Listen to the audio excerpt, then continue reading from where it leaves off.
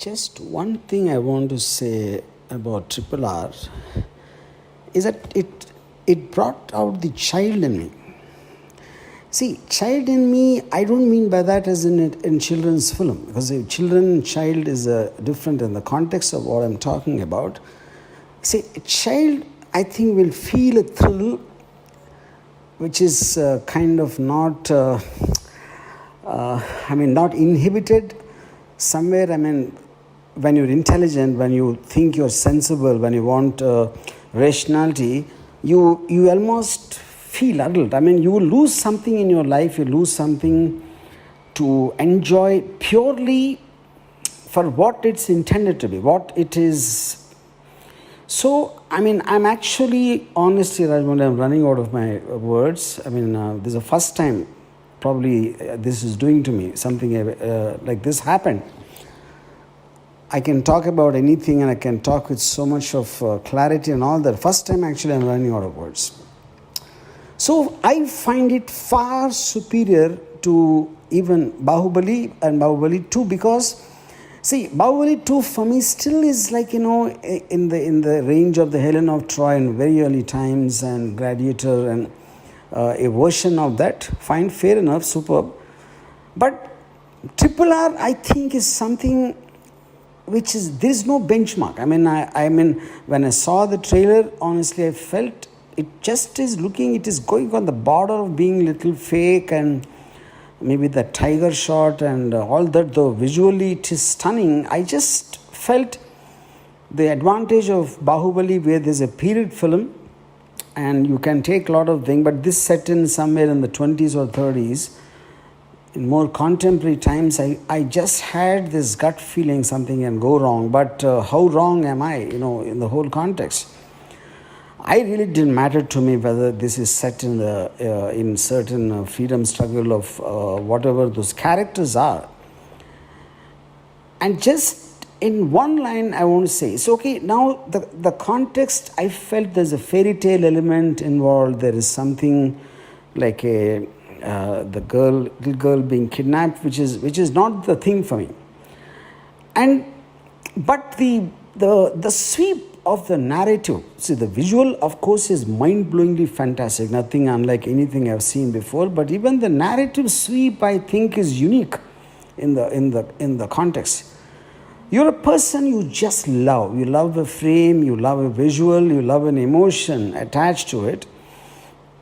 And it is so, obvious in every frame. It's like a brush strokes of a great artist, though I'm not into paintings. So, which is the reason I'm once again saying that I'm just running out of words.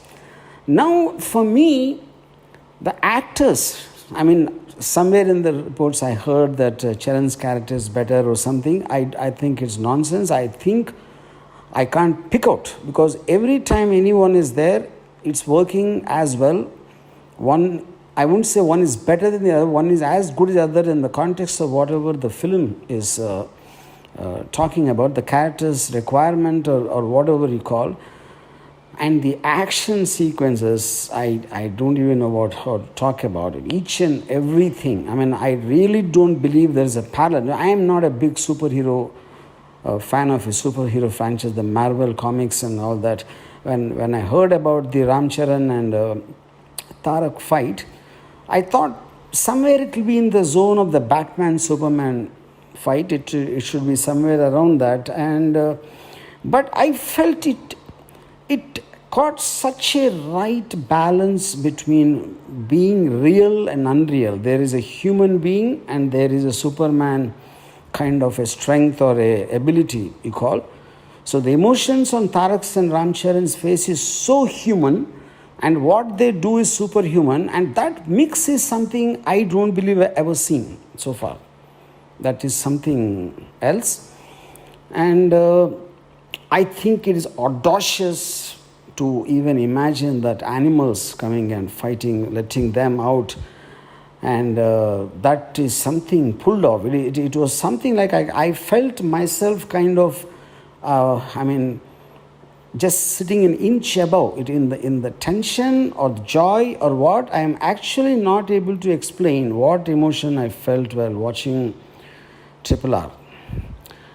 And and so I mean I can go on and on and on and on. I don't know where to stop, but it is an experience of a lifetime. I would call it, and I would find it far superior to any of the Marvel films because it is creating its own exoticness, it's creating its own ambience, creating its own atmosphere, which is something I actually felt like I don't remember in the last 30, 40 years me enjoying like a child. It just I became a child while I was watching. And like a very beginning of this voice note, I already said, child and children are different. They're two different points. And lastly, just want to tell you this, Rajamouli, you are a wealth not of Telugu industry, not of Indian industry. You are a wealth of the audience. You're born for the audience, and me and many millions and millions of people. I think we are so glad that someone like you have come upon this earth to have a dream, to dare to dream, to have the passion and the patience to make it realize, and coming on the silver screen and subjecting us to this, again I'm out of my words.